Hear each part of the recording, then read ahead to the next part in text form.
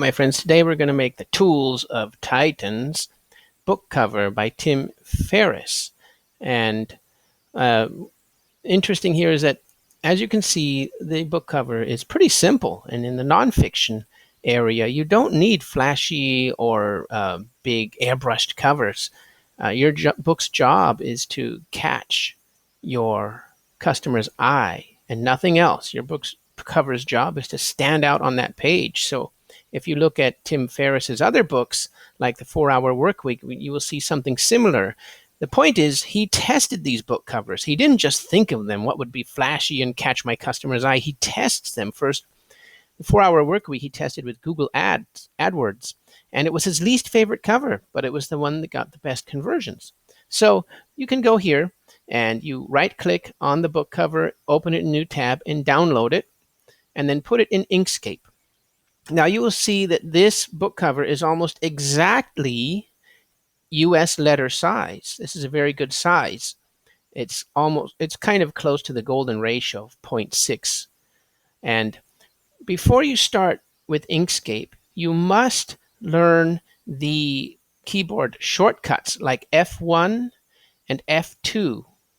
The node tool and the grabber tool you see how this makes it an object, and this one will grab the nodes if it's vectorized. Okay, I have a cheat sheet for all of these things. You can go download them. It's at the bottom of this video, or wherever you're watching this video, there's a link. So the first thing, especially for beginners, is you have to get used to the shortcuts, F1 and F2, and then Control C and Control D, which copy objects, or Control D duplicates objects. Okay, so let's get into it, shall we? So you'll notice that I'm going to hit F1. You'll notice that this thing is just a bunch of squares. And so you can hit the square button and then make a square about this big. Okay, I'm going to hit F1, pull it over a bit. Hit the dropper, which is F something. I don't remember. The dropper, I think it's F7. So now I've got the exact color of that. I'm going to hit F1 again. Now what I'm going to do is I'm going to hit Control D. So now you don't see it, but you will in a second. I'm going to use the dropper again. I'm going to hit that color. Okay, F1. And I'm just going to drag it over like this.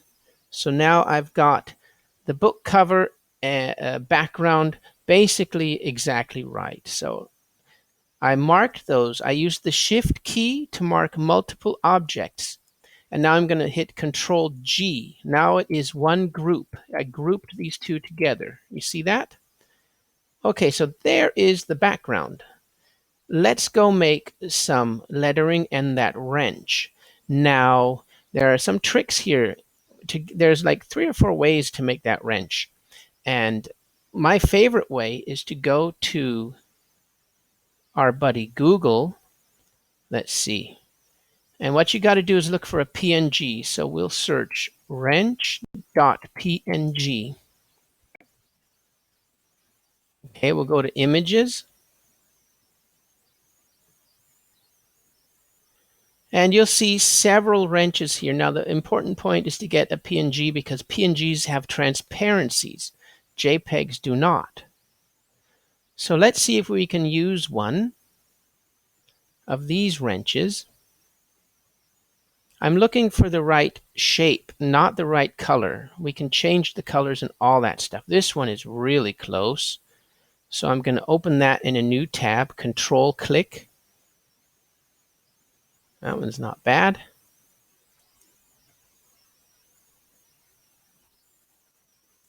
So I found one that's almost exactly the same wrench. And I downloaded it and put it in Inkscape. And you will notice it's not a PNG. Oops. It's not actually a PNG. But that doesn't matter. We just want the form. I'm going to show you a couple of ways now because this one has this annoying watermark. So the easiest way to copy something is with the bucket tool. And you hit the bucket. You just hit it like that. Then hit F1 and notice there I got it. Now I have to clean that up a bit. So then I'm just going to delete this and hit the dropper tool. Oops, you see, you have to mark whatever you want to change colors first. So dropper, and now I will hit that one. And you see it was already pretty much the same color. So now hit F2. And now I'm going to use that tool right there, the magnifying glass. Hit F2. And now we're just going to delete all of these nodes here. And then we have to straighten them out a bit. So we mark the two nodes and hit straighten right there. And hit straighten. And I'm going to, so now you see I've got that wrench almost perfect. We don't have the 12-pointed box end of it, as you can see. That one right there, that one takes some time. The easiest way to do that is to make a 12-pointed star. Let's go do that. So where's the star? We're going to make it 12 points. Oops.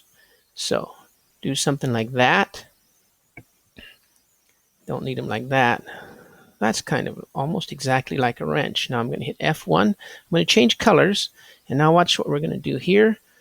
We're going to use some keyboard shortcuts again to make it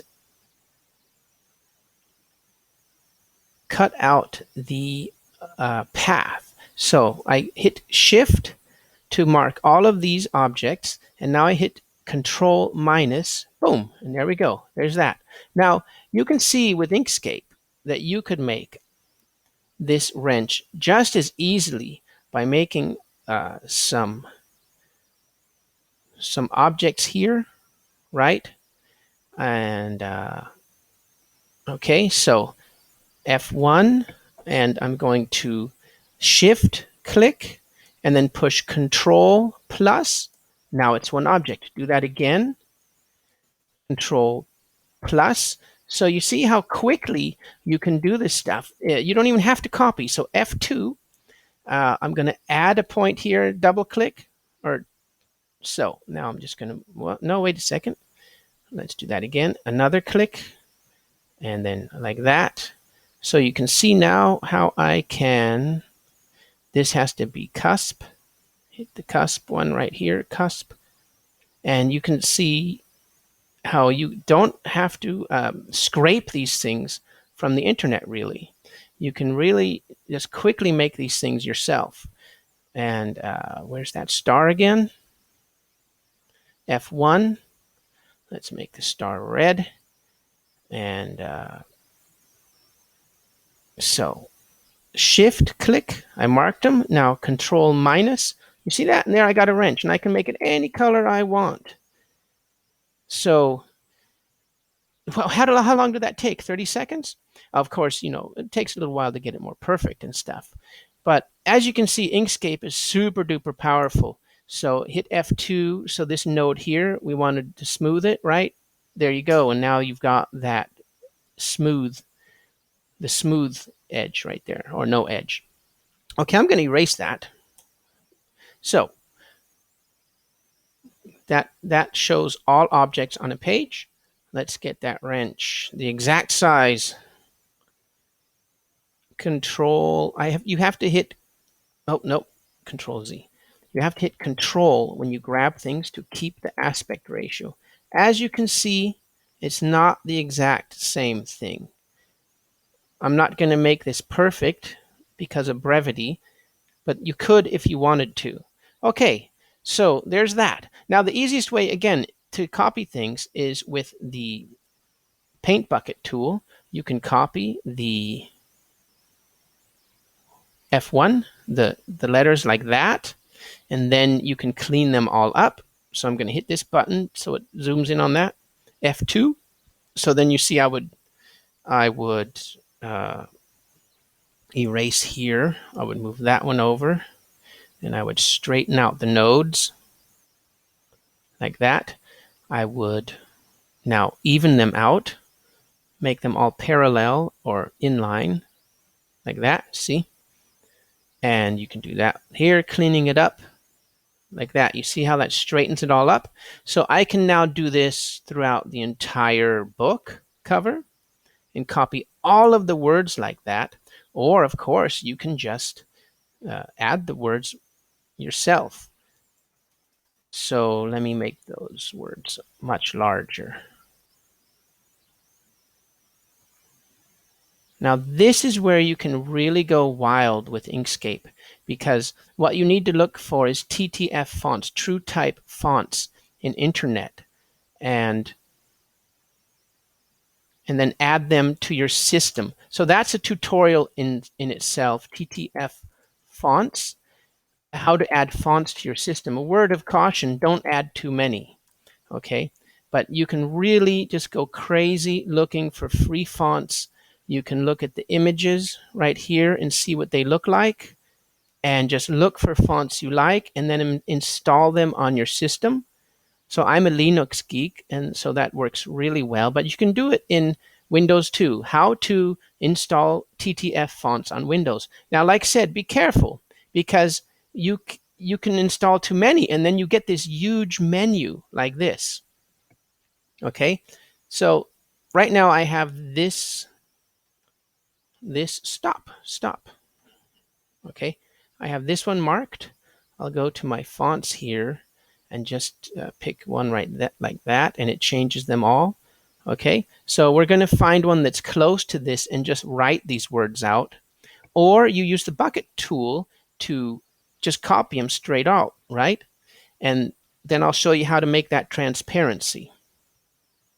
For sake of brevity, I'm going to use Arial Black, just plain old Arial Black. You hit F8, and then you see Arial Black. Okay, so F1. Now, this is the really cool part of Inkscape. So I'm going to hit Control D to copy this and duplicate it really quick. And now I'm going to put it here and just use these things to get it really quick. It looks like that his cover artist probably used Arial Black too, but not quite. See how it's more oval here?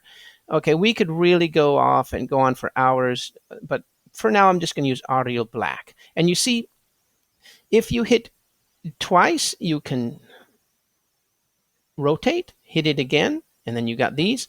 So you hit Control, and that keeps the aspect ratio, the proportions. Don't hit Control, and you can do whatever the heck you want with it, you know? And this is what you cannot do with any other tool except something like a paid tool like Adobe Creative Suite. And this is what makes Inkscape so much better. So, okay, tools of. Now, what else you can do is, we're going to use this one now. F8, that means fonts, or so Titans, erase all of that. F1, so we're going to go down here, and now we can just, make it, just distort it into place, and there we go. Okay, so Control D again, and we just build the rest of the words here.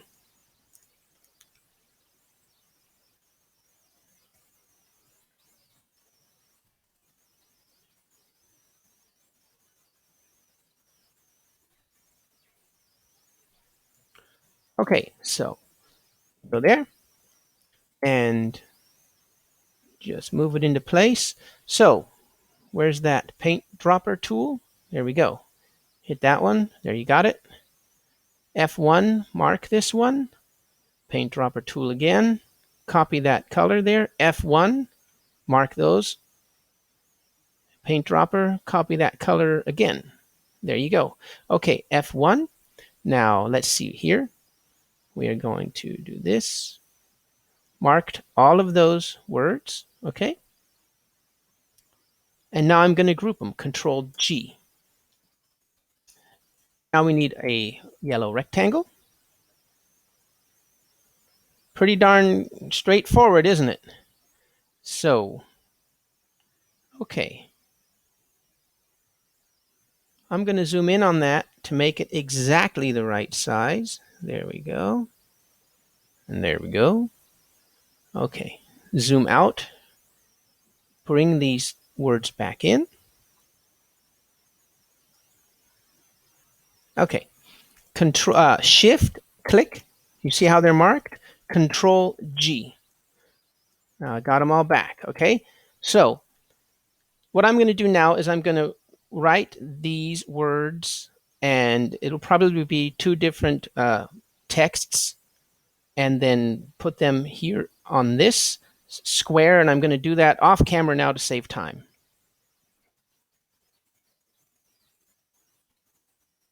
So as you can see, I used the exact same technique to replicate these letters here. And now I'm putting them over here on the yellow square. So Shift, mark everything. And now Control G, I've grouped them. Let's get an overall view. Okay, so there you got that. We don't need this T anymore. So let's see. Just about like that. Let's see if we do this like that, then we can just move it with the arrows or hit the shift key and move it like that. And then we can put the wrench in the middle. But I want to get these exactly the right length, height. So shift, move it all over there, and put that in the middle. And you can see that the L is just, no, don't do that. The L is just barely on the edge of the wrench. You see that? So these letters aren't perfect. I know that. I couldn't find the exact font, but you can see that they're pretty close. And if you use that other method that I showed you in the first one, where you use the bucket tool, you can replicate these perfectly. Now, we need some transparency here. You see how that wrench is showing through? So you just go over here to fill and stroke and opacity, whatever they call it, whatever. And you can slide it like that, or you can just hit the button like this. And now, since this is all one group, it will do the transparency of the whole group. See that? So let's make it look like Tim's cover. Something like that, maybe a little more. Yeah. It's not perfect, is it? Maybe it's a different yellow. It's a more whitish yellow. So I'm going to mark this and go to the fill and stroke. And this is a group now. So I would have to ungroup everything and mess around with the yellow to get it a little bit brighter yellow. It's not exactly right. But as you can see, I got the transparency pretty darned close. Too much. Yeah, you can't see it that well, but you can see it's much more transparent. So I'm going to put it back to 91 or something. Okay, now we have to do is make that star. And we can use this exact same method as the wrench. So we're going to go make a 12-pointed star. It's already on that. And we're going to make it like that. And we don't want that opaque at all. So we're going to hit F1. And you can see that that star is like kind of rounded.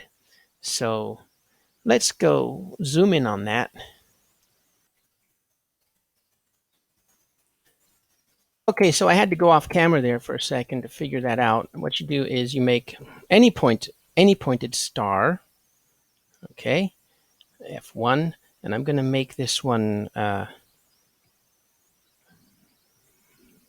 What you do is you go to Object, Path, Stroke to Path, Object to Path. That's what you want. So now you hit F2, and you see now you can change these nodes. So you have to mark every one of these inside nodes or inner radius nodes. Oops, not that one. So shift, you have to hit the shift key and mark all of the inner nodes here like this. I've got the shift key down and I'm marking all of the nodes. Now all you do is hit that circle button which rounds the nodes. So F1, and as you can see I've got one that's almost exactly like the book.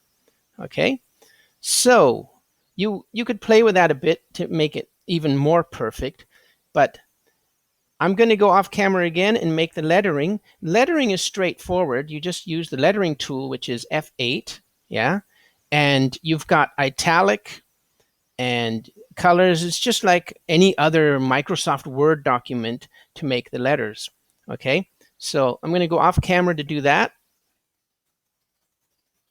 Wait a second, right there.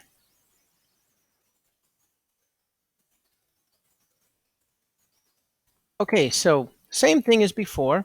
So this is an object. I don't have to mark the text in Inkscape. That's what's really cool. I just hit F8, and then where is the color? It's down here. So for example, there's normal and there's italic, and then here's bold and italic, and oops, bold and italic, and I hit F1, and then I just distort it there however I want it. Okay, same thing with this one, mark it, and just squeeze it into place. Now I've got to go change the color of this one. Why is my colors all the way down at the bottom? Where did my colors go actually? That's strange. Okay, I had to get my palette back. So my palette's back. It was in View, Show Hide, Palette. Yeah, so I don't know how that got out of there, but just good to know. View, Show, Hide, Palette. So like I said, in Inkscape, you have to learn your keyboard shortcuts. Okay, so my text is marked, so I hit red. I think it's a darker red like that. Okay, I can go change that with fill and stroke. Fill, and I can choose any red I want. There, that's a little bit better. I think that's the red he's using. Okay, hit F1. Now with the shift key, I'm going to mark all of these three, and then I hit Control G, and then I'm just going to make this the exact size I need. Now Control, and then drag this corner to keep the proportions. Okay, go out to the everything view and put this in the corner there. And as you can see, now I have almost exactly the same cover. And I showed you the method here to make a wrench. You can make your own stuff. Look for stuff in Google. It's image.png, wrench.png. That's what you want to use because they have transparency layers. Okay, so now I want to export this. So I mark these rectangles, Control Shift E. It's my export. Okay, well, it's here too. So now I want at least 200 or 300 DPIs of this selection, okay? Because in Amazon, you have to have one side has to be at least 1400 pixels. So you see, 1900 pixels is perfect. We could go all the way up to 300 DPI if we wanted to. We don't need to for the Amazon cover, though. This is perfectly okay. Now, if we're going to print it out on an 8x11 page, then we want to pump this up to 300 DPI. And then you'll notice the pixels go way up. And then export as, we should rename it, right? Titan cover. And export. And there you go. There's your cover. And let's go check that out, shall we? Where did I put it? Home Eric Titan. So can I open my home folder?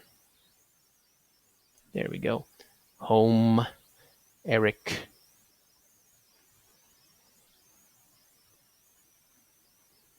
There it is, right there. This is the PNG, and you probably have to use another thing to convert it to JPEG for Amazon. They don't take the PNGs. So use a free one like GIMP or an online converter like Pixlr, pixlr.com, and you upload this and then download it as a JPEG. And there you go, my friends. All of the links are at the bottom of this video. You can go get the SVG Inkscape of this and the cheat sheet and everything. And now you can go out there and make your awesome nonfiction book covers, and you don't have to pay anybody. So there's hundreds of dollars for free, my friends. So go out there and make your awesome book covers. Remember, they have to catch your customer's eye, and they have to look professional. And you do that with an SVG, a scalable vector graphic editor like Inkscape. And it's free. You just go to Inkscape and download it. Just Google them, Inkscape download. All right, my friends, go out there and make your awesome covers, and I will see you at the top.